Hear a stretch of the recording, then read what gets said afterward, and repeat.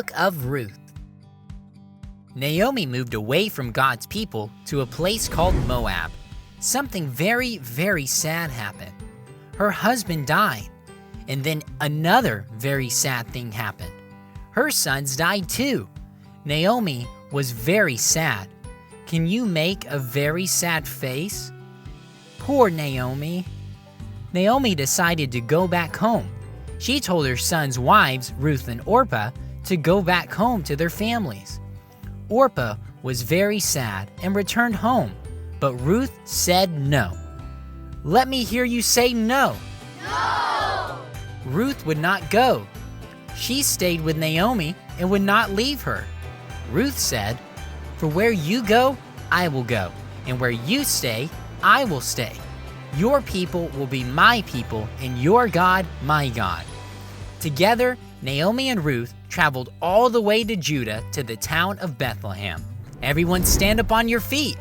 We have to travel back to Bethlehem. Can you walk in place? Can you march? Oops, there's a big rock. Let's jump over it. Oh great, we made it. Go ahead and sit down and take a rest. We made it, and so did Naomi and Ruth. When they got there, Naomi told everyone to call her Mara, meaning bitter or very, very sad and angry. She had left with everything and returned with much sadness. Ruth and Naomi had a big problem. They did not have any husbands, food, or money. So Ruth began collecting leftover grain in one of the fields to help get food for herself and Naomi. She would work picking up grain left behind. Do you see the stalks of wheat on the screen? Let's count them as we pick them up. 1, 2, 3, 4, 5, 6, 7, 8. Great job! We collected all the wheat.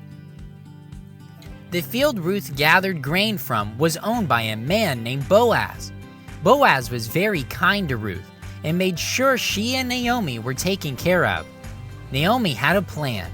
She found out Boaz was a relative to her husband. In fact, Boaz could marry Ruth and rescue them. Naomi told Ruth her plan. She had Ruth dress nicely and go see Boaz. She asked him to be her family's redeemer. What do you think Boaz said? Do you think Boaz said yes or no? Boaz said yes. He agreed. He and Ruth married and had a son named Obed. Naomi had a grandson.